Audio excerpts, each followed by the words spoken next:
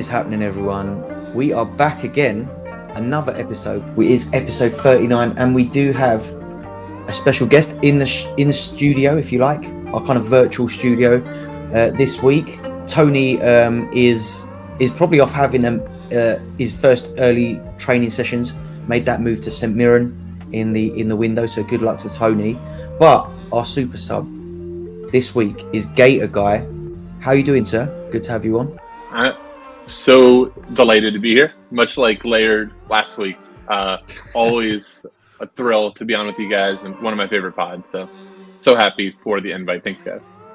Very kind. And of course, I've got Quinny, my sparring partner. How are you doing, Quinny? I know you're excited. You're absolutely buzzing. You've got a big few days ahead. Let us know what you got going on. Gator Guy, thanks for joining us. I'm glad you could join us as well with time zones and stuff like that. It's always good when we can get things organised well. And yeah, great to have you on, buddy. I look forward to it today. And yeah, Stishy boy, it's been a mad week. You know, when Prem happened right early in the week, and we've it's funny because a few people have sent me like the odd message here and there about like, oh, funny things said, or like, oh, a good spot on, just different things. And I'm like, I don't even remember when I said half this stuff. Like, if you know what I mean? Like, it's just been constant, for like 3 days. It feels like a week's worth of, looking at teams and evaluating guys and looking at drafts and the results from last weekend and who's playing this weekend. Like already, prize pools are open, cap modes. Oh. And then the stage of my brain I was getting to was about prioritization for everything. And I'm kind of jumping ahead of kind of what you asked me there, Stishy boy. But that's why we've got our guest on board today. And it's like, I was just getting into that lens of like, wow, all of a sudden, we were kind of chatting about it just before we came live there. Like, I'm looking at some of the regions, like, don't know if I'm really interested in that anymore as much, and maybe I focus a wee bit more on this. And, you're then doing so many of these lovely thought experiments on what ifs and maybe and probablys and I betties, And Gator Guy had a lovely tweet out to the same kind of tune.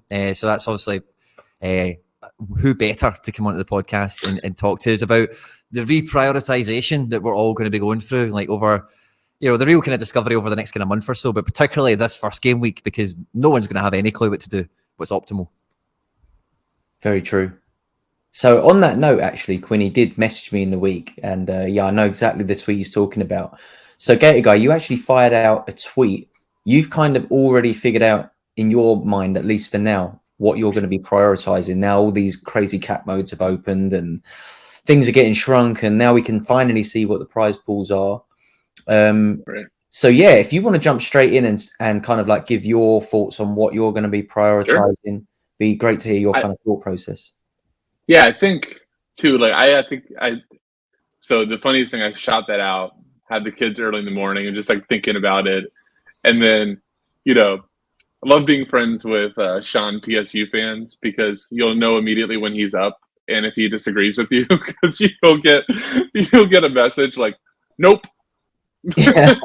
So, immediately all of a sudden he's like, so why would you have 220 where you did? Have you looked at the prize pools? I'm like, no, I was just more thinking like what's in my gallery, and what like I want to do. And he's like, you need to go back, look at those things. So I've already kind of like changed the tune, but I'll say this in two parts. I sent that out because I thought it's really interesting that I think a lot of people immediately see cap modes and go, that's the new thing.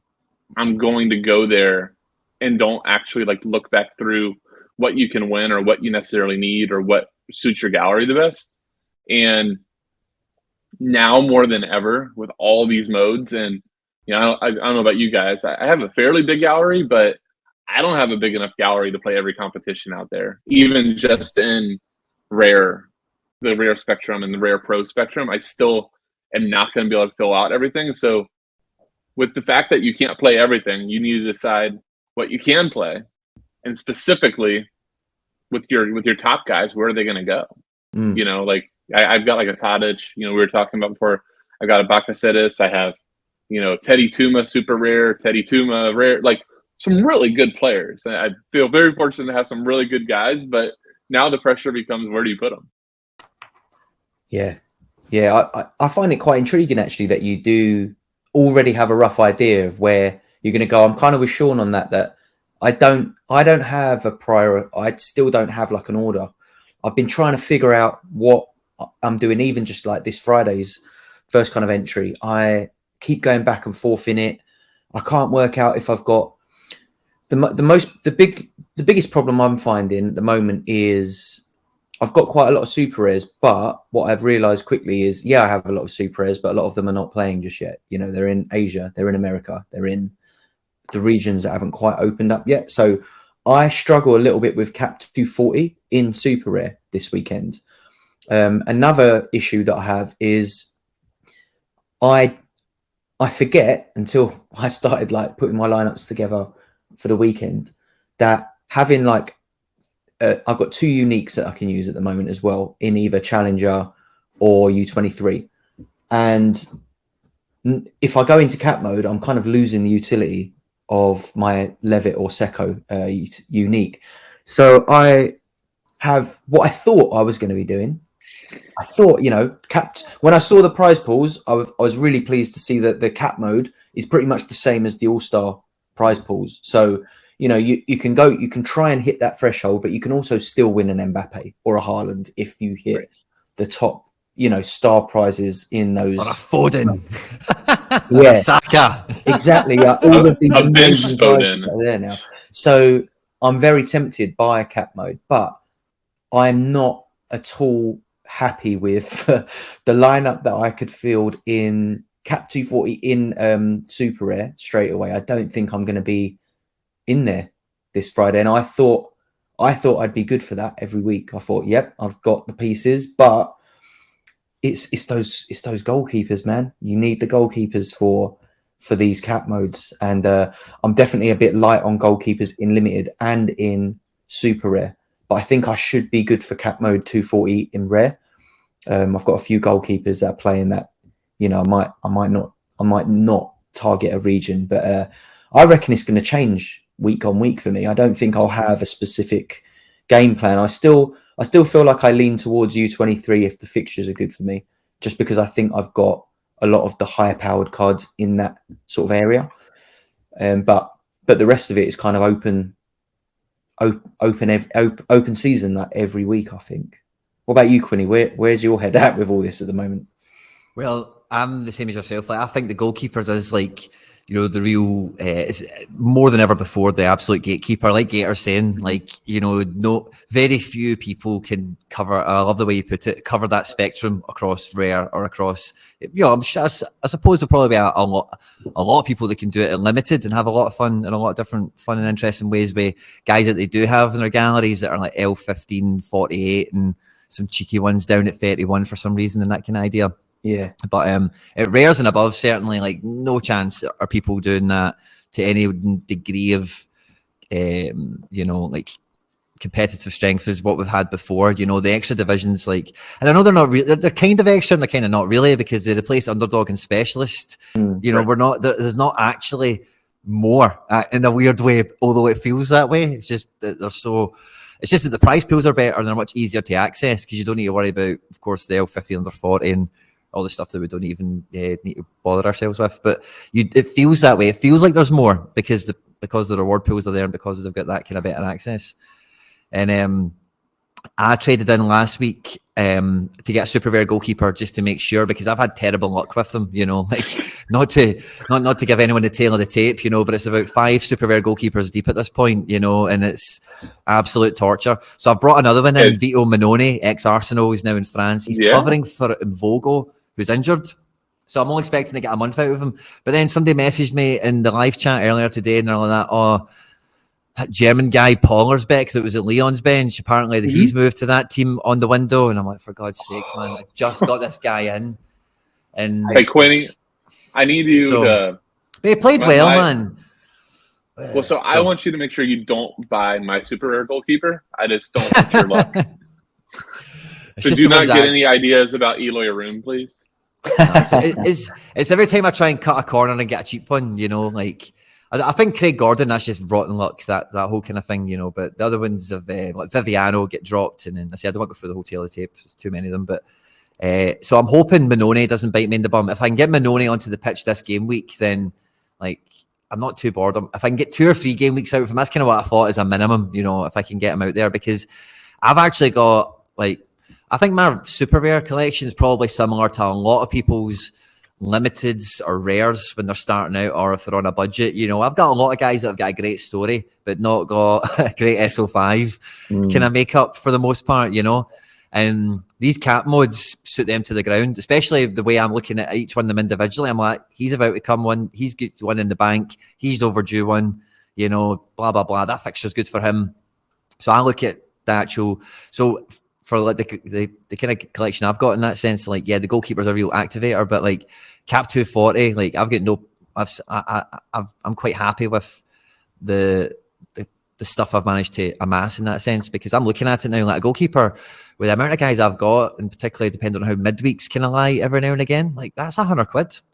Yeah, you know what I mean? A week to £200 a week, like no problem at all. So the speculation on the Minone was maybe about £500 in terms of pounds. I don't know about Ethereum was probably about probably about half an ETH, depending on the price of ETH and whatever day you're listening to this. And I'd done it like last week, so anyway, whatever.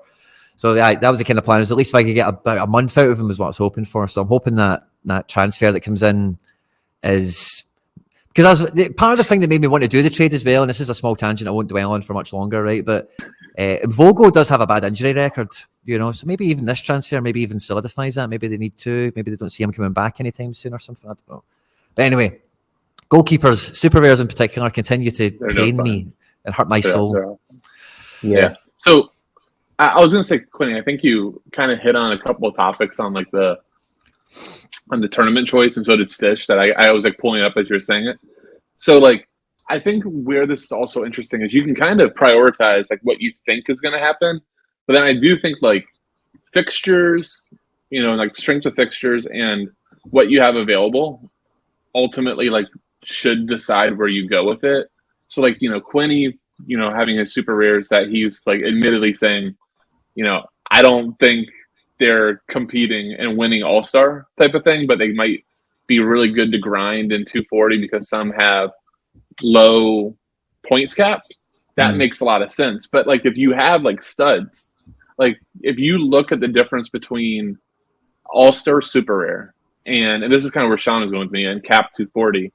Cap 240 has 2 tier 1 super rares just for first and second, whereas all-star, the top 2 get a star super rare and a tier 1 rare. And then you got tier 1 super rares all the way down to 7th. So like that alone, you know, if you have a really good team that would fit either one, I know that the threshold is really interesting. And once like Sorare wants us to go there and take that, like if you're just looking at prizes and upside, it's a no-brainer. You still got to go to all-star. So that's like where I'm really intrigued where this is all going to happen, because I think kind of almost like my first tweet, which was a little bit without enough research on the prize pools, was actually incorrect. But then when you start digging into the prize pools, like I just like that little example there on super rare, yeah, it's kind of obvious which one you should take your big guns into, right? That was the main thing, isn't it? Like that the absolute top prize of some of these is slightly different. Like the players in the pool are the same, but if you hit the 240 cap, you're probably going to get a tier 1, versus if you like are in the top 10 of all-star, you're hitting a tier 0, and it's like that. And the rare one, right? And the rare tier 1 on top of it. Like that's not nothing either. I was so close to winning U23 Super Rare this week. I was. Oh, you might win it at the weekend. I was on 309 points, and I had like one player left to play. He's playing for Boca. It was all over the news he was going to start. So I thought, I don't often use this card. Marcelo Weigand. He plays as a left back at Boca, and it's all reported in the news all preseason. Oh, you know, they're setting up that he's going to start. Blah blah blah. Everywhere's reporting it. You search his name on Twitter, and he's in all of the like expected lineup. So I was sold on him. I thought, great, man. He has a good fixture. If he's going to start for Boca, they will keep a clean sheet at home. Probably he gets up and down the wing. He's got a decisive in him when he starts. Sometimes he's one of them players. He's going to score a 10 and have a stinker, or he's going to score 100. And I thought, I'm going for it this week. I hit 391. Joey Veerman came back in and banged 100, which was fantastic. Seko at Grasshoppers had a clean sheet until the 4th minute. I think it's like 4 minutes from the end. So I lost I was an 18-point swing because that's a unique card as well. That was quite a tough one to swallow. And then I went into the weekend and I was like one of the few people that had a game left and I was still in the cards. I think it was me and Mamba had like a game left to play. And I just needed basically Vigant to start and not drop below the 35 points. And I would have been on the podium. And if he'd have got a decisive, I'd have won the whole thing. I think the player who played in his place did score a 65. And he probably would have put that. He didn't even come in off the bench. So I had to make do with a tier 3 super rare win. What should have been, which probably would have been a tier 0 card and a tier 1 super rare. And I did the worst thing ever and had a look at what I might have won. Don't do that. See what you could have won. And I went in and the winner of the Division 1, a Yvan Diouf, super rare, who is a fantastic under-23 goalkeeper who has another year of utility as well at Rems. And they won a Alphonso Davies rare. I was like, oh, man. Plus half an ETH on top of that as well, just a little bonus. Game changers there. That would have been fantastic. That, like, I was dreaming about potentially winning a goalkeeper super rare as we were getting close to the end of the game week. I woke up in the middle of my sleep that night to check the score, and he was on the bench, and he didn't even get off the bench. If he'd have come off the bench, I would have won a tier 2 super rare instead of a tier. It might have even been a tier 1 actually, even if it just came off the bench for 2 minutes. But yeah, and I've started this game week similarly because I put Famos Mendy as my captain in U23 Pro, and he was rumored to be leaving for Rems as well. So they had him in his squad. They put him on the bench. They brought him in for 2 minutes. He managed to pick up a score of about 30 with the captain bonus. So I'm still with him with an outside chance of getting a bit of end product in. But it was gutting. I managed to still win a card or won 2 cards in the week, but so close. And I think like taking that into these cap modes and these game weeks, it's like knowing how close I was to that top prize this week has at least like made me start looking a bit like that Quinny mode. I'm looking at the top prizes this weekend. I'm not looking at like, can I scrape a tier 2? And I think one thing we will see is a bit more of a spread. You know, a lot of people are going to have different strategies for this weekend. So it'd be interesting to see what those kind of like the floor scores are to get in the cards. So I'm half tempted to go into the unique kickoff this weekend. I was going to say that makes a little sense when you were talking about those uniques. Maybe do that and just play the roulette wheel of tier 3. When I went into the cap modes, because I've got a goalkeeper I can use. I went into cap mode and all of my defensive options for the week were too overpowered for 240 because one of my defenders came back from injury and banged 100 this week, and now he's like L15 is 100, so like he's useless for cap mode now straight away. But all these players that we were like, oh, you know, coming back from injury, great for cap mode. Nah, not when they bang 100 in the first game back. Like he's useless. If you can't use him. He was good for that week, and he's never going to be good for like 15 weeks now, or whatever it's going to be. But yeah, I can use him. I thought, this is another thing, right? I thought that the kickoff modes was only for players with an L15 of under 55. Is that right? I thought that too. Yeah, I believe so. That's not the case. I can enter him in kickoff limited, unique for some reason. And maybe it's only uniques, but he's one of my super rares, and he's got 100 L15. Oh, you're right. It's not there on unique, but I think it is. I'm looking at super rare. Interesting. It's not there on that one either. Interesting. Yeah, strange. I thought that was a thing, but obviously it's not, unless they just like forgot to sort that out. But I can enter him in unique kickoff, but I can't realistically. That was cat modes. That was definitely in that. What do they call it? The kickoff, the newsletter, or whatever. It was definitely in there, but it's not showing on the requirements on the lobby. That's interesting. Yeah. So that, I mean, maybe that's what happens when you release like 55 new game modes. Yeah. For on top of the drafts, right? So like maybe all of a sudden one requirement slips through the cracks. So maybe we had that. So Quinny, I was going to ask you a question. I'm genuinely curious on this in terms of cap. All right, let's say that you have the option. You have a pretty good team. This can be rare or super rare. It doesn't really matter. And, you could go for, rare pro, and it looks really good. Like, okay, I have a decent shot at a tier 0 or tier 1. But one of those guys is like coming back from injury, like Stitch said, and he is quote unquote like one of the cheat codes for capped. And you know that you can put him in there and kind of have a leg up on people. Will that change your strategy? Even if you look at the prize pools and you're like, rare pro's a little bit better, is that going to change your priorities? Or is that like too hard to even ask right now? I don't think there's a rare prize pool that is better than all-star rare. Like, I know you can get star rares and tiers 2 and 3 super rares on some of the podiums for, like, I'm looking at now, cap 240 and 270. But again, like these, what kind of caliber those tier 2s and 3s will be, who knows? We'll see. And we know the all-star rare pro, especially that star pool, that's the pool you want to be top pick for, really. That's because we know the star pool, depending on what week, if it's a midweek and all the rest of it, sometimes like you could land in a decent spot and maybe, come out with something that's not quite, game changing for you, So you always want to be, I say, in with the best shot on the star rare front. And I think that coupled with the ETH payout on All-Star Rare Pro as well, I'd much rather take 0.85 of an Ethereum, €1,000 over a tier 2 super rare. It's not a bad trade-off, I think, if you were to finish first, But I think a lot of the outsider rare, like, don't get me wrong, rare, like for kickoff super rare, I think kickoff super rare's got a good prize pool. And I think the cap 270 is a good prize pool. It's very exciting, but you're like apex guy, the captain of your best team.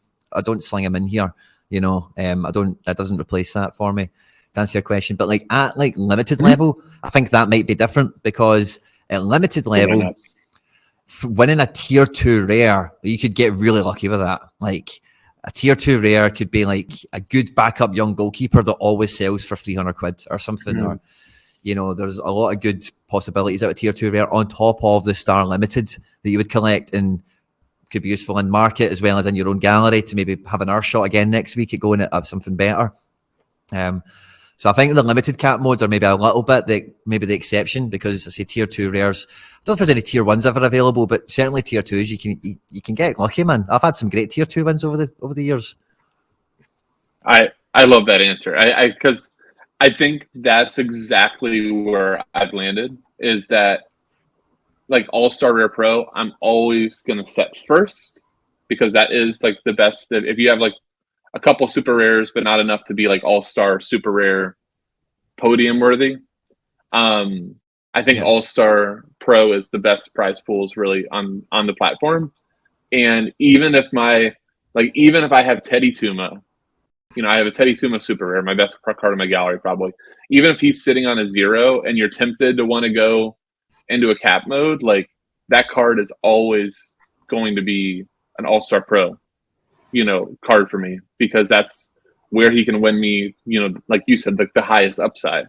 But I do think it'll be really interesting to see how many people get tempted by that quote unquote cheat code. I can use a 0, I can do this and get into 220 or something like that, and actually be able to take it over.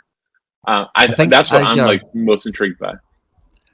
I think as your gallery and as your club is like escalating, as you're getting better guys, like I think if you've got like one or two like stud players like that, and then maybe you're still carrying a lot of your scrubs from when you started your account, and you've your couple of random rewards you got that are maybe suboptimal at the best of times, then the decision making will become slightly different. Because like you said, we're looking at, if you believe you've got top end success potential this week on the guys, the form, the super rare that you're carrying into that pro division, because the super rare difference can make a big part in that division, because super rares can go in so many places now, and we'll be going in even more places, I suspect. So I think a lot of people, it's funny because I think probably the top end of that division will probably remain as competitive and as tightly wound as it has been. But I think that, with All-Star, like, you might find that anyone that's kind of half on the fence will just go, do you know what? That defender in my best team is 62. I've got a defender in the back here that's 48 that plays in the same team's got the same game, and then I'll just sling the whole team into 270 and off we go. And I could see people, like you're saying, definitely doing that, but I think that's definitely something to think about. If you don't, because you know that feeling when you're making your team. If you look at your team and you're not like, it's got a chance of winning, you know that kind of feeling. Any chance where you get that to hit that on submission, you think, yeah, that's it. I've done it. I've put 5 guys together. It should go well. Yeah.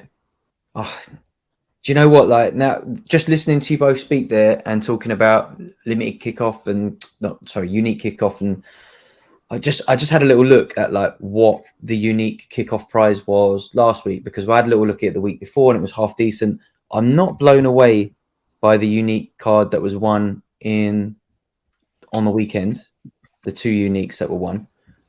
But what we do have as well in the All-Star Super Rare, 2 Tier 0 Super Rares as well, which, like if you won one of those, that is wild. Yeah. And I think like a Tier 3 unique is not that useful really, unless you can enter unless you've got a unique goalkeeper and you can enter like Div 1 on the right weekend, right? So winning, I'm thinking to myself, if I won a Tier 3 unique, I'd be happy that I've got another unique in my gallery, but I don't think it would be that useful to me. But a Tier 1 or above Super Rare would be very useful to me, because you can use it in D3, you can use it in cap modes, you can use it in all the Super Rare things. So you just Super Neymar. A Tier 0 Super Rare is like truly a game changer. Yeah, massively. Whereas a Tier 3 unique, you're just like praying to not get a DNP guy. You need to win like 10 of those and then stick them in like unique cap mode. Like that is the aim there, right? But I feel like the worst part is not at that point. Yeah, it makes sense. The worst part is that Tier 3 unique might not even be sellable. Like it might just be a guy that nobody really cares about, and so you're just like, I can't play him and I can't sell him. Yeah. Well, see on that note, Gator, what do you think about this, right? So I've kind of seen, I've not looked into the uniques, I don't think so. I should maybe check that before I say this, but there's no Tier 0 uniques getting rewarded. They're selling all of them, as they should, by the way. But how big is that pool then? Because then surely everything else becomes a Tier 1. Because otherwise there's no point in categorizing them as something, because they can't be won anywhere. They're just taking some and saying, we're keeping these. And then every other unique must have the ability to be RNG pulled into being a reward, however they're going to decide it, into being a reward and a friend thing for 30 referrals or go on an auction. So the Tier 3s, like how, like for lack of a better term, how pure of a Tier 3 pool do you think that is? Do you think it might be a wee bit better than what we're used to with some other scarcities because they are uniques? Hold on. I have, not to make this show about uniques where like none of us are actually playing, but I tried to bring limiteds up. No, this is too fun. No. I want to actually talk about uniques because this is just too funny. You had me digging, Quinny. Here's Tier 1 unique this week in All-Star. Ruben Yanez is at the top. I don't know who that is. Aaron Wan-Bissaka. Andreas Fernandez. Like these aren't. I don't think these aren't big guys. Tier 1 unique. Where's that available? In which? All-Star unique. I just went to All-Star unique, and so the top prize gets a Tier 1 unique and a Star Super Rare. Obviously, the Star Super Rare is more important than unique, but just seeing Aaron Wan-Bissaka as the second Tier 1 unique, that just made me crack up. It's a good Tier 1. I think I take that. He's in form at the moment. You take him now, but if he loses his the logo comes back and he walks back in. If Dallo, I don't think Dallo gets in ahead of him at the moment. Interesting. I mean, you're the United fan. I think he's done enough. And if you watch it, United, he's doing what Ten Hag would want him to do at the moment. The one thing that he's just lacking compared to Dallo is that final ball, but he has improved. I think since he's come back into the side, his final ball has. I'd have to look at it statistically, but from watching, he looks better. But if you see him play against Crystal Palace, for example, he was one of the best players on the pitch. He's been one of our best players in the last month, and I don't think he's droppable at the moment because he hasn't made any mistakes really for like the last sort of 6 to 10 games. You can't really drop a player who's in the form he's in. It would be unfair. And I think, if I'm not mistaken, I think Dallo is as good as, or is like back to fitness like any.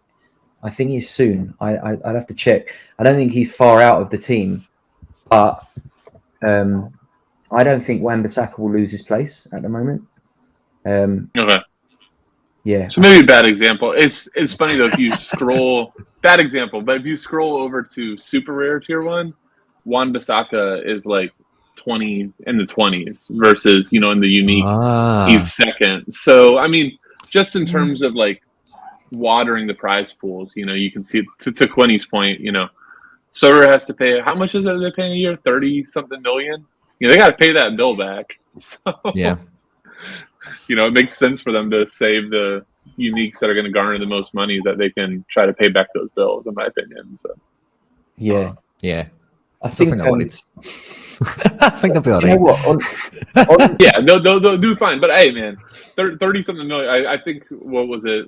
Laird and Sean were talking about like day one. I think the sales were close to $1 million type of thing. It's like, okay, wow, it'll get there. I think this is a good seg into it, isn't it? Because we kind of spoke a little bit off camera or off air, however you're watching or listening. But the Premier League launched, and we barely even scraped the surface. But like, how excited are you that the Prem is finally here? But also, how much better is this for prize pools? Because I think we can all agree that in those star pools now, a lot of those Premier League cards are, like, looking at the scores and stuff, there are some really good cards to be won.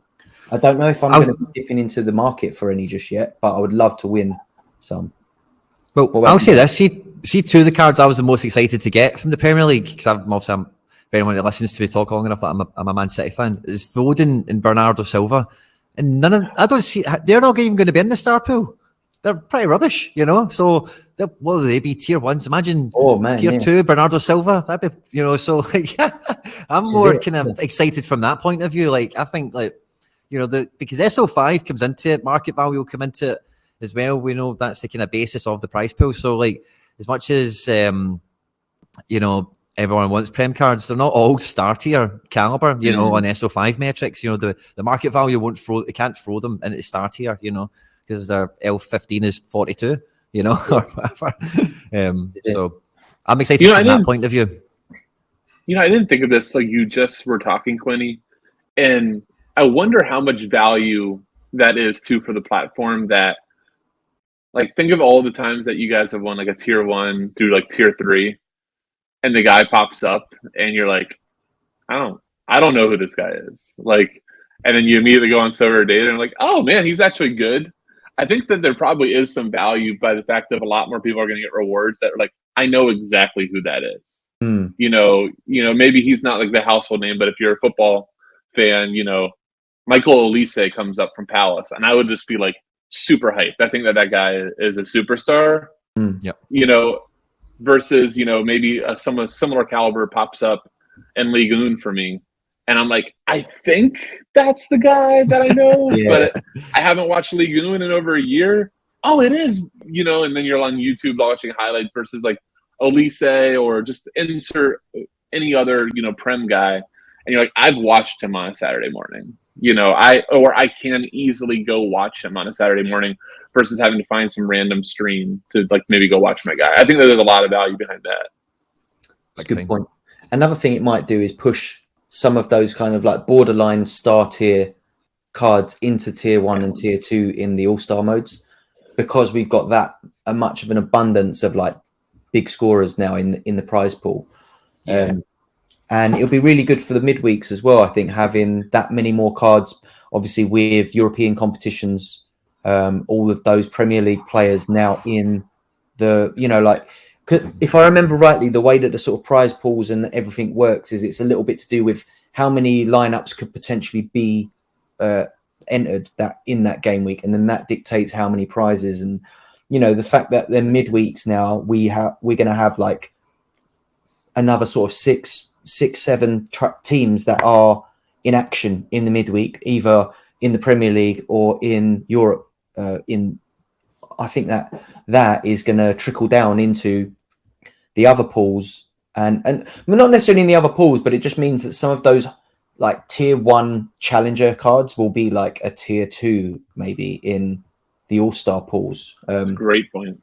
So hopefully it will like have a massively positive effect on not just people who are trying to win Prem cards or buying them. It should mean that people playing challenger are a lot happier with the rewards that they get if they scrape a tier 2 or something like that. You just think that like maybe those cards get a little bit better if you win one in all-star. Obviously it probably won't affect it too much in like challenger if you're entering the regionals, right. But if you're entering in all-star, if you win a card in all-star, there's a solid chance now that if you do win a challenger or Asia card, it'll be a lot better than the one you would have won pre-Prem. So it'd be interesting to see that. I think we can only really read that from sentiment online though, can't we? There's no real metric for that other than how many people did I see pissed off about their reward this week on Twitter. That's like that's the one thing which we are still seeing, obviously. I think that's difficult because there's a lot of rewards to be given out. That every week there's going to be at least 1 or 2 people that are massively disappointed with the reward they got. But I guess that's. I felt bad. I have never been that one, and I got a couple of people's opinions before sharing it, but I top 10 in pro, not this weekend, but the weekend beforehand, and got a Martin Terrier. Yes, he's a great card, but the injury makes. And I was just like, I actually struggled with it. Like later can tell you, I didn't submit a ticket for like 2 hours because I was just like, I don't know if I want to be, because he is a star when he's playing, but he had been injured 3.5 weeks, and I started looking around more, and people are like, it could be 9 months, 12 months, before he's back, and I'm like, I can't sit on this that long. No. And so I reached out to support, and actually it was a really pleasant experience. Within like 30 minutes, they had responded back, yes, this one qualifies, and I ended up getting switched out for Gerard Moreno, who I thought was a very fair swap. Yeah. It was like 0.57-ish for 10th. That seemed more than fair to me. And I love a bit of Jerry Moreno. Love a bit of Jerry Moreno.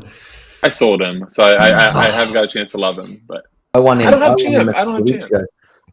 I won him as well, but he let me down the first game week. He missed a penalty in like the 90th minute or something like that, and then they got another penalty, and he let Parejo take it. So I'm watching the game with my son, and I'm like, yes, like if we're going to be in the start here, if he scores this penalty, missed the penalty, got another penalty, and let someone else take it. I was like, and then he put up like a 34, I think, in the last game. So I'm waiting for him to come good for me.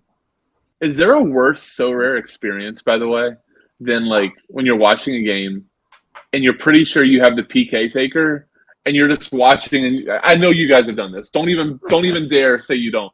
But like you're like turning your head on the TV because you see somebody's grabbed the ball, and you're like, "Oh no, not you! No, that's not your ball to have." It's like you're watching your guy walk over, and you're like, "He's surely gonna take it," and you're just like, "It's that." And then the guy that draw it, like it's the striker. He doesn't take PKs. He's in bad form. He's like, "No, this is my PK," and your captain's like walking over. You're like, take the ball. You guys have had this, right? This isn't just that was me with this Moreno situation. Like when the second pen, I was like, my son had wandered out to start playing football, and I was like, oh yes. And then the camera kind of like pans to Moreno, and you can see him like mouthing. He's like, and I'm like, no, don't give it to someone else. And I'm looking, and then like I see Parejo walking towards the penalty spot, and I'm like, he's giving the ball to Moreno. And like even I think the commentators hadn't even picked up on it, but it was obvious to me because he just missed one. He didn't want to take another one, and it was a pretty poor pen, the one he'd taken as well. So, to win the game in the 96th minute, he didn't want it, and it just That's makes me awful. wonder: is he going to be on the next one? Because That's yeah. that's a whole nother disaster in itself too, because now you're like, you know, a lot of his value is derived from those PKs. Yes, yeah. As someone in the chat has just mentioned an even better one, a serious name says the worst Sorare experience is your goalkeeper losing the clean sheet at 90+5, and I would agree. I think that is the worst. That That is the is worst. so annoying when that happens, and that happens probably to at least one of your lineups every weekend almost. I feel like there's so many late goals now. It might just be because you are relying on those points. You know, when your goalkeeper's got a clean sheet, you're watching those last few minutes, like refreshing your phone. Like, if you're like me, I'm a nightmare. I get all my betting apps up, trying to watch the last minute of the game. Like, yeah, And you're watching like this. oh, like it's I get horrible. I think corner that's the worst kick thing. in the 97th. You're like, oh god, Oh. I can't even. That's watch. exactly what happened to me last night, and it's like a kind of nice way to kind of round off the intro of the show, I guess, this boy, because tonight I'm going to the Celtic game. I'm going to Celtic v Livy, courtesy of Sorare. Thanks very much to Dan and all the guys there, Tay, for sorting us out with that. With McBride and Hendo. But my goalkeeper lost his clean sheet in like the 95th minute last night, and it's David Marshall. The clip's on Twitter if you want to go and check it out. But it was like goalkeeper brutality. You know, it should have been a foul. It shouldn't have been a goal. Hibs get robbed of the points. I lost my clean sheet. Super rare goalkeeper before multiplier on like 65, 68 points or something, you know. Before multiplier. There's a star rare in the pool this week, you know. Celtic the night and all the rest of it. Boom, gone. 31 points before multiplier. So I'm still going to be in amongst it, you know. I just need fireworks. I need more fireworks, you know, from the guys up front. But he's probably right. The user's probably right. That definitely is like, it's awful. I hate it. I think that was the and thing. it just like ends your hopes. Yeah, it just like ends your hopes too, because you're just like, I don't have that. Because I mean, let's be real, and like Sorare right now, as more and more people come in, and you know, maybe this is part of the conversation too. The more and more cards that we do get, man, as much as goalies is a crapshoot, like I don't feel like you really have good podium, like tier 0 chances if your goalie concedes. Like you have to do, everybody else has to do so much to make up for that. You got to be hitting those sort of 400+ scores if you want a tier 0 these days, I think. Yeah. I mean, I just got 16th in pro this weekend with like 460 points. What? In All-Star Pro? An All-Star Pro, 16th place. And it was 4-6 because I had my little gink stack, and they all went off. But my goalkeeper conceded early in the morning. Was on like a 47, and that made all the difference. I think I was like 30 from podium. That's crazy. Yeah, I think you got some big scores, man.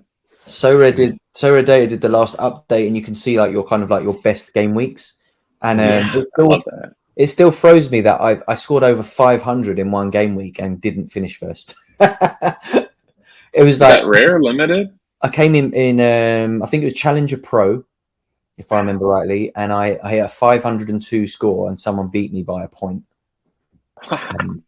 Yeah, I came second, but I did win Vandervoort with that second place, so that worked out.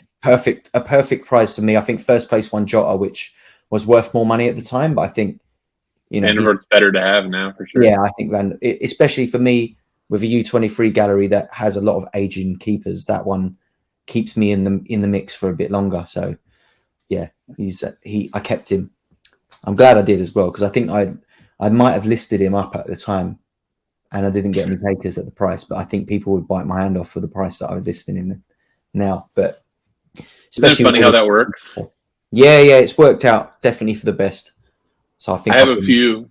I'm sure Quinny has even more than the two of us, but I have a few that I look back at and know I listed at a time, and I'm like, I'm so glad nobody bought that guy from me, because now he's so crucial to your gallery.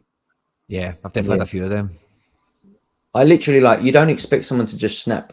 Like these days, if you list a load of cards, you're expecting offers on them. I don't know about you, but as soon as I see that a card has sold, I just assume that means I've missed a bit of news and they've gone somewhere, like they've got a favorable move. As soon as you get that little notification, like your card sold, and you're like, why is it sold? Where's he gone? What's going on? What do I not know about this player? What, like you start It's the worrying instant about panic. I think Laird and I talked about this on a Solar Data NBA one. I think it was I think we called it like "Don't be greedy" or something like that. And it was seriously that. It's like even when you're negotiating with somebody, or like not like this for negotiating, you're sending counter offers, and you're like getting the price you want, but you're just like, what do they know that I don't? Like, why do they want this guy that I listed for sale? Like, so I wanted to sell him, but now I'm almost there, and I'm like, do they know something I don't? Does he have a good fixture? Did he? I've missed here. He's so funny, man. Like I get it quite a lot, but I've been on the other side of them deals as well, where I've found a bit of news that I don't think is like common knowledge just yet. And instead of just buying the cheapest one on the market, I put in an offer and then they reject, and then everyone cottoned on to the bit of information that I did actually have quite early. And then everyone puts the prices up. No one wants to sell them. And it's like, you live and learn, but I've definitely put in a few offers where I should have just pulled the trigger and bought. And and then you see it shoot up. And now, even though it might still be a good price, now that you missed the cheapest one, now you don't want to buy the third cheapest ones. You missed the op. Absolutely. I'll look at like my offers that I sent, and I'm like, they sent me a counter offer that is less than I've just paid for it, and I rejected that 3 days ago, and like I've just paid like another like 0.1 on top of it, just because I was being tight and I was trying to save. Yeah, but that's one thing I'd say, like anyone listening to this that isn't like maybe new to the game, and be careful when you put them offers in. You are giving the seller a chance to check out why you want that card, and if you know something they don't, then just buy it. I think 9 times out of 10, 100%. It's overpriced. If if it's a fair price on the market, that's another big thing, I suppose, isn't it? If they haven't like massively oversold it, but yeah, I think that's interesting. I had that problem. What was it with? I went out and I got a Brian Cuthry guy, a guy from Mallorca that's moved to New York City. There's been I'm not going to say the name, but there's been another defender that's went to MLS. There's been a bunch of them, but another one's went that's caught my attention. I thought, I could get another cheeky, cheap, super rare defender for this cap 240 thing. I said we're missing a goalkeeper, but with big Jackie Makis going to Atlanta, I've got like an MLS. I've got enough midfielders, as you know. I've got too many of them. So like a couple of defenders, a striker. I just need a goalkeeper now, but like. I've not sent any bids to anyone. It's public news. It's no big secret or anything. But I know if I try and, there's only 2 of them for sale. And if I send one guy an offer, he rejects it, I send the other guy the same offer.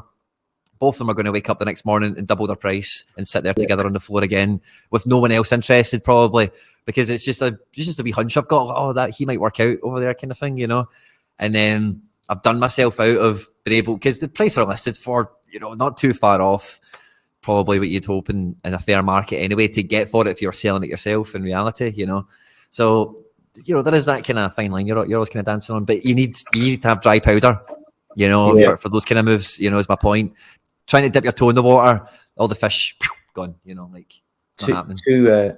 Two comments in the chat, which I think you'll like. So the first one was someone else talking about another like downside of Sorare is when you kind of put time aside in your day to watch the game, get the beers ready, get the snacks ready, and then get a DMP. Oh god, absolutely the worst. This is so you've kind of like you've planned your like day your around Boca, and there you go. Like your Boca guy. Yeah, exactly. Yeah, That's exactly awful. that. Exactly that. And I said on the point of GG, Jack Makis doesn't count. With that Atlanta field, he'll be injured half the season. Hopefully not. He's played well at Livingston. Before. They've got the same pitch. He'll be all right. True. So, but what I was going to say, Stitch, is that happened to me. I went to Man City like the season before last when Ferran Torres was in the team, and I put him in. He was expected to start and all that, and I got a ticket for the game at Southampton. It was 0-0. It was a horrible game. Had Ferran on the back of my shirt and all that. He didn't get off the bench. Absolutely gutted, man. It's a good game. It was actually a horrible game. It's good to go to the stadium and all that, but there's nothing worse than a DNP, man, in all shapes and sizes. But when you've got them in a big team, it's painful, man. So speaking of pain, as we get closer to the end, DN pain. It's actually amazing how much has actually happened this week. Now that I'm thinking about it, like all the It's new only game Wednesday. modes, the Prim, and then yesterday, I want to know you guys' pain. How did transfer window end for you guys? Good, bad? I saw Stish put a tweet on. It looks like a lot of some of your potential supers that could have gotten some bad moves did okay. I had a mostly positive window. A couple of like my old kind of like dead, if you like, super rares. I was really happy about Torgan Hazard moving to PSV because that's really good. That should be a great one. I've got Sangare, I've got a Veerman super rare, I've got a Bispo, so I have like a good solid like spine of PSV cards there. So slotting him into that gives me like some really good opportunities to mix and match there. So that was great because I've not had a lot of utility out of him since I bought him. I've just been sat waiting for him to do a move really. And I think this is as good a move as I could have hoped for. Brenner not going to Nottingham Forest was big. I actually picked Brenner up on a tip that PSV were in for him. And I was like, I've got a rare. I wanted a super. That tip. Like, under 23 at PSV forward Brenner. I was like, I'll take that. Picked him up. Then I'm seeing that PSV have pulled out, and then he might be going to Nottingham Forest. I'm like, please, no, don't. Please don't go to Nottingham Forest. I couldn't get in. I didn't get no bites on him. I tried listing him again and stuff. And so to see that he is staying at Cincinnati was like a big win. The weird one was the Julian Araujo because it's still not 100% clear. It sounds like the paperwork went through too late, and now he's not moving to Barcelona. Stupid fax machine. Yeah, I mean, that was a weird one because I think for me, the Barcelona move would have meant his minutes come down. But I feel like watching him, I think he would get into that team, not too distant a future. It might be that like I didn't get a great deal of utility with him between now and the end of the season, but maybe they'll start, feeding him into the team next season through the cup. And, if he could reach the level that he needs to reach at Barcelona, his style of play really suits the way Barcelona likes to play. He's a really up the pitch, right down, like he plays so high up the pitch, which Barcelona like to do, proper overlapping fullback. So him not getting the move probably isn't a bad thing because he should, play every minute at Galaxy. But you just got to hope that he doesn't have like a fallout. Right. Yeah. Disengaged that move didn't go through. And that's kind of similar with Brenner as well. I'm hoping that like he hasn't had a fallout over this like move collapsing for him. And other than that, I think a couple of things were a bit disappointed. I was really hoping that Jan-Paul Van Eyck would get a loan deal or a move from Brighton. They started using him in the last couple of weeks randomly, and he's done really well. And I think that's the only reason they haven't let him go. Because if they get an injury to like Dunk or something like that, then he'll probably be straight in. But Nat Phillips, the never-ending saga of Nat Phillips not getting a move away from Liverpool again. I think this is the third window I've had him, and he's not moved. And this is down to another injury. I think Konate's been injured at Liverpool, so they can't let him go. So I'm going to be waiting on him another 6 months or so until hopefully the end of the season he finally gets a move. But yeah, I was mostly looking at those. There was also a rumor that one of my players who's got a red cross, he went down, Thomas van den Belt. He plays in like the second tier of the Dutch league, who has been putting up enormous scores. Like if you look at him on Who Scored or SofaScore, he's got an average of over 8. He plays as a defensive midfielder, but he's got more than 10 goals and 8 assists this season or something like that. And Feyenoord were in for him, and that didn't go through. But it's likely to go through in the summer, which is fine. Because if Feyenoord if they don't sign Szymanski and Koku goes, then he will be straight in there, I think. So it won't be a bad move. And, if Zvola come up, which they're top of the league, he'll be useful next season there. If not, and he moves to Feyenoord, he'll probably be useful there as well. So just a case of waiting that one out. But what about you guys? I think that pretty much rounds up mine. I'll just share the opposite of Stish. My transfer window was I had Big Paul Onuachu, went to Southampton, so that's gone. I can't say his name right. Quinny might need to help me, but it's Sven Majins, I believe. Was that Sparta? Majins. who's been awesome for Sparta. He went to Askmar. I can't say. Yeah. I'm showing. Yeah, which is potentially in the future really good, but he's dead the rest of the year. Like he's not going to start over. Killer.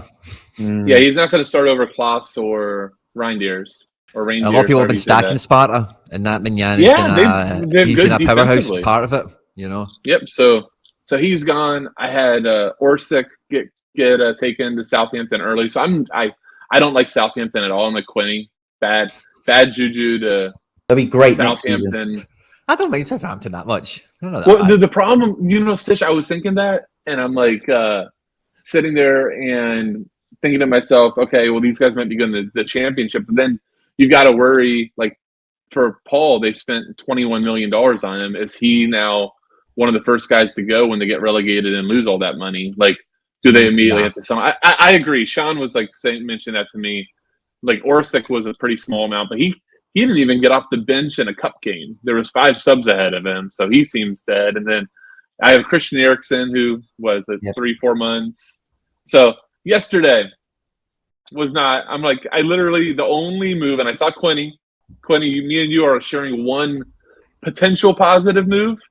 Jordan Larson has been dead for a year, and there's a really decent chance that he could hit some big, at his price. Maybe this is a tip. I don't know. We do too many tips here, but he's not expensive enough for the potential upside. I think I still saw some forward cards for him for 0.1, 0.11. Like that league, there is so much scoring. If he jumps into that team, he's on set pieces as a forward. We saw what he did in Russian League. I mean, yeah, that's the only positive move I had the whole window. And I'm like, all right, that's a great one. Well, maybe I picked up one guy from the death. I'll tell you a funny one I got. Denis Suarez has moved on loan to Espanyol, and he's going to be joining Villarreal for free in the summer. And he's done this. I've seen it on. You can find Denis Suarez on Twitter. It's on his main Twitter thing. It's all in Spanish. But he's sitting in this big, luxurious chair. He's got a suit on. And he's talking in Spanish because he's from Celta Vigo, and he's had this mad problem with the chairman the whole time. If anybody's known the drama, but he's talking about how I will always be a boy from this town and all that stuff. But he's in this big fuck off mansion. Also, they've been paying him pure mega money this whole time to do nothing all season. And it's just a wee bit funny. I don't know. Everyone seemed quite happy for him. But that unique, we're talking about unique kickoff and all that kind of stuff earlier on. I might have a wee shot of that now. That might be good fun. That was a good one. There was another really great transfer actually along the Larson lines, but I've forgotten what it was now. Tony Watsley went. We know Tony's went to St. Mirren. Viable, yes. That's a great move. He's back in the house. Tony did not want to get that red X. No, Tony was determined to get utility in his contract. on that, what a legend Tony is.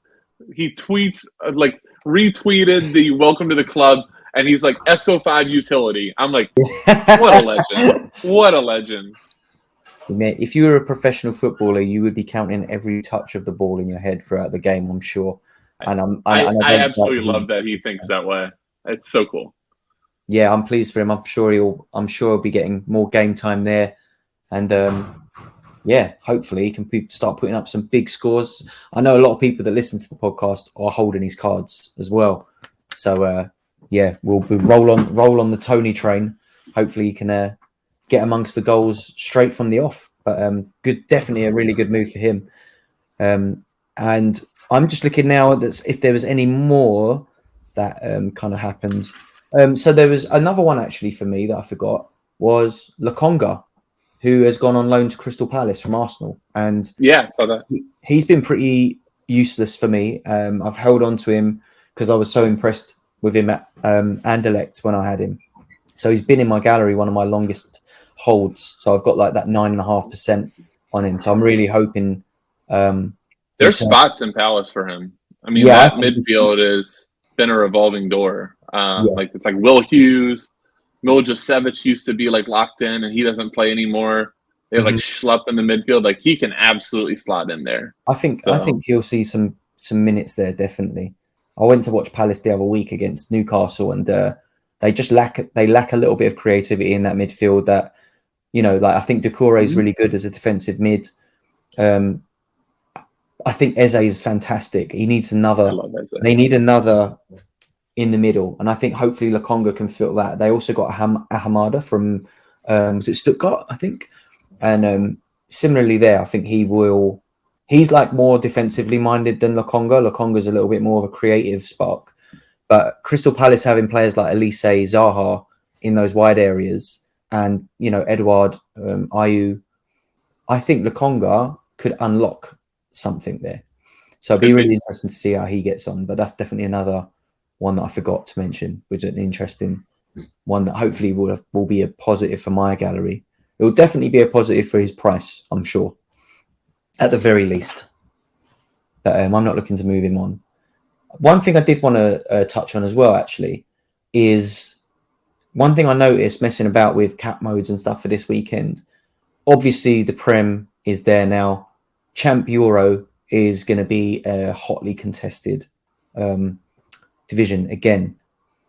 I noticed one thing that was glaringly obvious to me when I started putting potential lineups together was a lot of my cards from those kind of Champ Euro are really, I have a lot of high XP cards.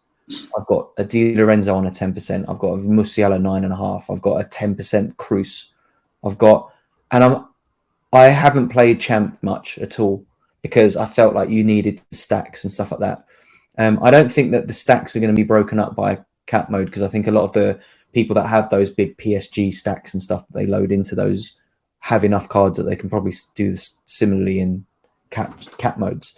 But it has sparked a bit of a dream, a bit of a fantasy, because you can't get that XP bonus in the cap modes. They're pointless. It's almost pointless me putting Tony Cruz into a cap mode, even if he's like a cheat mode. If you've got a player over 10% XP, are you ever going to use that card in cap mode? Are either of you going to that is so big now when it gets to the end of the week, right? Those leaderboards come out. If you've got an extra couple of percent on your card, that is massive, right? Are you going to be putting any of those big XP cards into these modes where they're not getting the benefit of it? I think because I'm starting with All-Star, Super Rare, All-Star Pro, All-Star itself before I look at kind of maybe any regions or anything, I'm kind of probably taking any ones that are worth having at that stage anyway. So by the time I'm getting to capped, I'm not really forcing myself to make compromises as often as possible. You'll always find yourself in these situations and thinking about it, especially when you get guys into double digits. You've got guys on 12%. People turn their nose up at it, but it makes a difference, man. See a guy who pulls up 55 and you've got 13% on him, you wouldn't know it. It's a BCL score. You're like, wow, this guy only did 54. How did that happen? On top, you push close to 60 sometimes, and whatever, maybe exceed it.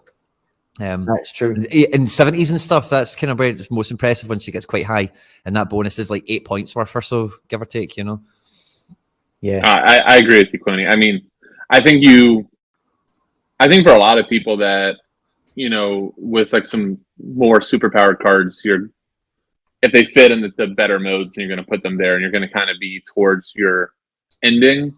I do think, maybe I know we're getting close on time. I do think though, like my biggest win in Sorare was Underdog, and like the week that I won it, I like prioritized it.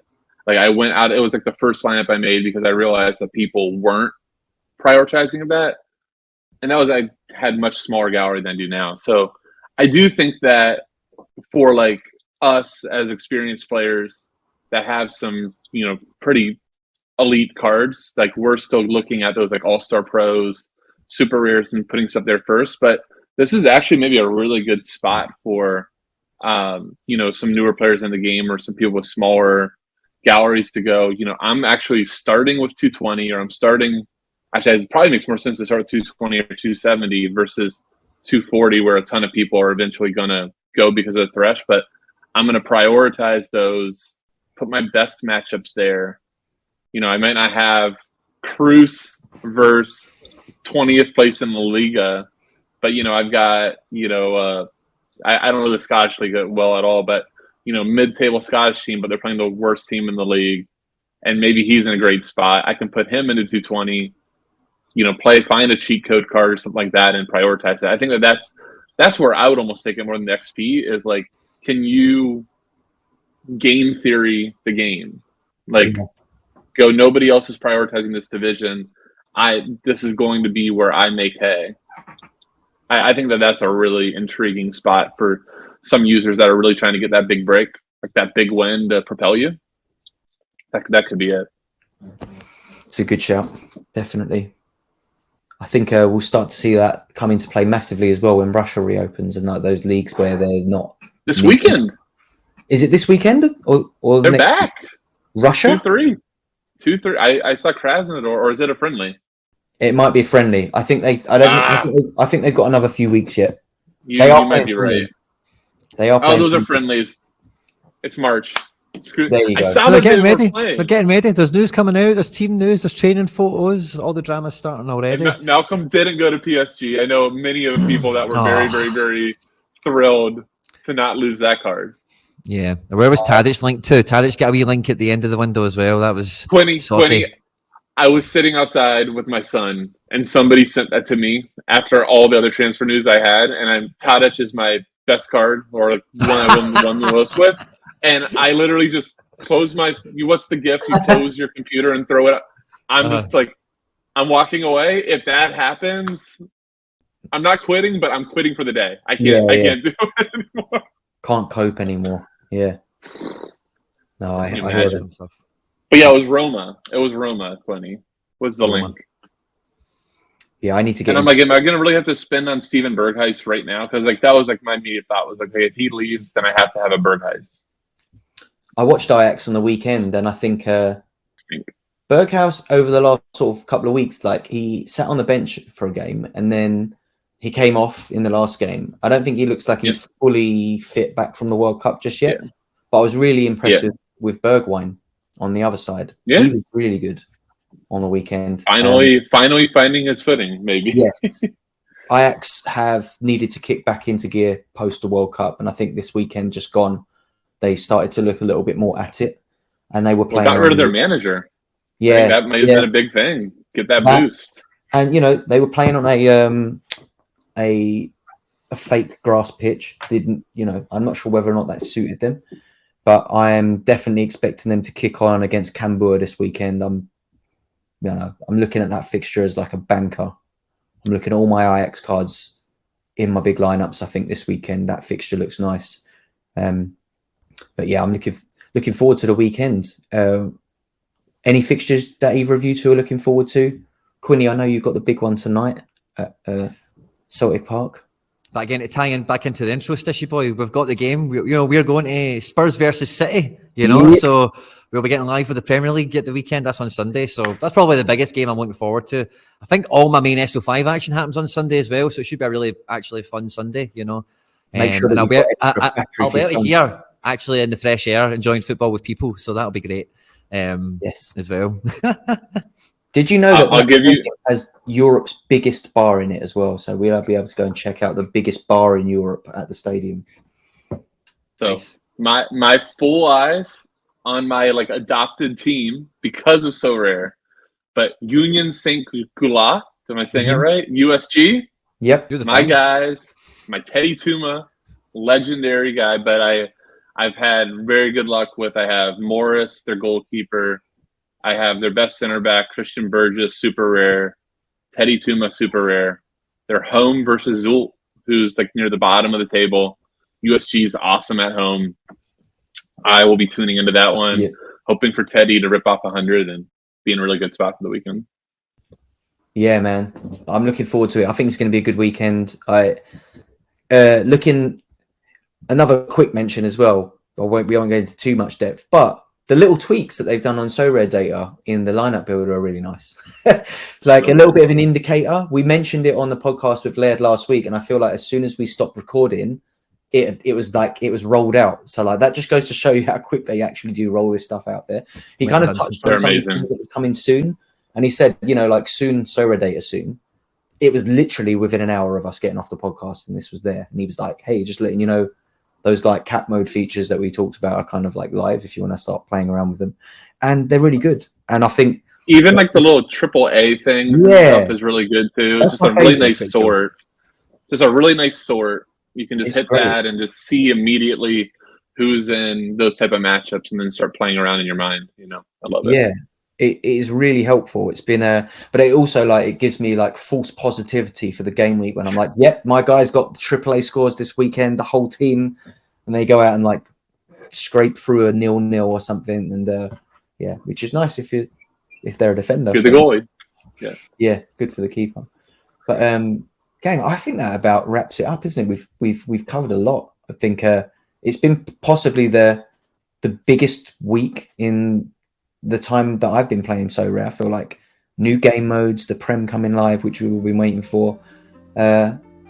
Super excited for how, you know, things roll out, things get ironed out over the coming weeks. But Gator Guy, it's been an absolute pleasure. Thanks for having me, guys. It's been great. And Quinny, good luck at the game tonight. Save some. Enjoy yourself, buddy. Hope we pump them tonight. Hope it's like 7 or 8-0 and I get hundreds from everyone. It's going to be beautiful. Gator, it's been an absolute pleasure, man. Thanks for coming on. I really appreciate it, buddy. Stishy boy, good luck to you as well. I'll see you at the weekend, mate. I'll see you the weekend, Quinny. Yes. Fresh and ready for a big one. Recommend product. That's it. Fingers crossed for that. Gang, it's been a pleasure. Out to everyone who's listening. Have a great game week, and we will be back again around about the same time next week. If you are listening to this on your podcast services at some point in the future, please do give us a like, follow, subscribe, a review, all of that. If you're watching on YouTube, make sure you like and subscribe on Quinny's channel. And yeah, hit us up at mproductpod on all other social media. We will be back again next week. It's been a pleasure. Thanks, everyone. Cheers.